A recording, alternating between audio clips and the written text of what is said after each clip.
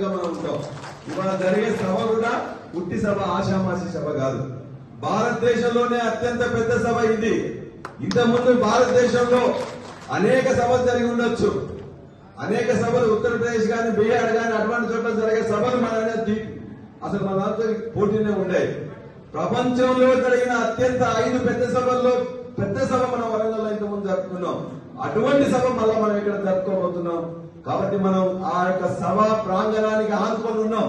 ప్రతి ఊర్లో ఉన్న జనం మొత్తం కూడా నడిచిపోదామా, ట్రాక్టర్ల మీద పోదామా, డీసీఎంల మీద పోదామా, 2 వీలర్స్ మీద పోతామా, సమస్యలు చెబుదాం, తెలంగాణ చరిత్ర చెప్తాం, తెలంగాణ కేసీఆర్ గారిని, తెలంగాణ మాట వినడానికి, కేసీఆర్ గారిని చూడటానికి మన ఊరికి, మన ప్రాంతానికి వస్తున్న వాళ్ళకి మొత్తం వేలాదిగా కదిలిపోదామని చెప్పేసి మీ అందరినీ నేను విజ్ఞప్తి చేస్తా ఉన్నాను.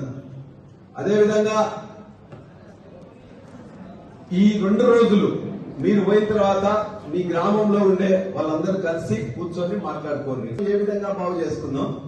2024, 23 డిసెంబర్ తర్వాత వచ్చిన తర్వాత పింఛన్ ఇస్తానని ఎట్లా ఎన్నికపోయారు, రైతు బంధు 15,000 ఇస్తా అని చెప్పేసి ఎట్లా ఎన్నికపోయారు, 2 లక్షల రుణమాఫీ చేస్తానని ఎట్లా చేయలేకపోయారు, ఇలా దొడ్డు ఓట్లకు బోనస్ ఇస్తామని చెప్పి సన్న ఓట్లకి ఎట్లా పరిమితం చేసిండ్రు, కరెంట్ 24 గంటలు ఇస్తామని చెప్పేసి ఎట్లా ఇవ్వలేకుండా ఉన్నారు, 4,000 రూపాయలు పింఛన్ పెంచుతామని ఎట్లా పెంచలేదు, 2,500 మహాలక్ష్మి ఇస్తానని ఎట్లా ఎగ్గొట్టిండ్రు, మా బుజ్జికి స్కూటీ ఇస్తానని చెప్పేసి ఎట్లా ఎగబెట్టిండ్రు, ఇవాళ నిరుద్యోగ వృత్తి ఇస్తానని చెప్పేసి ఎట్లా ఎగబెట్టిండ్రు. ఈ అంశాలన్నీ గ్రామాల్లో ప్రచారం చేయాలి. ప్రతి వాళ్ళ మనసులో ఉన్నాయి. నువ్వు చెప్తే వాళ్ళే చెప్పినట్టున్నారు.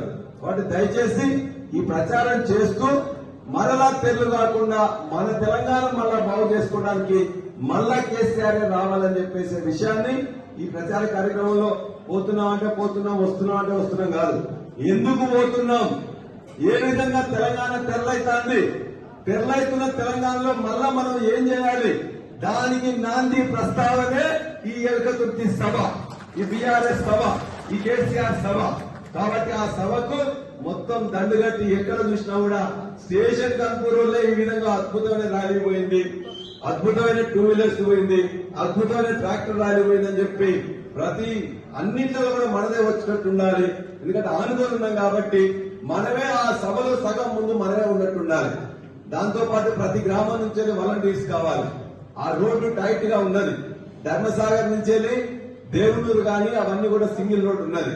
మన వాళ్ళే రోడ్డు మొత్తం కూడా 150-200 మంది మొత్తం కూడా వాలంటీర్స్ గా ఉండాలి.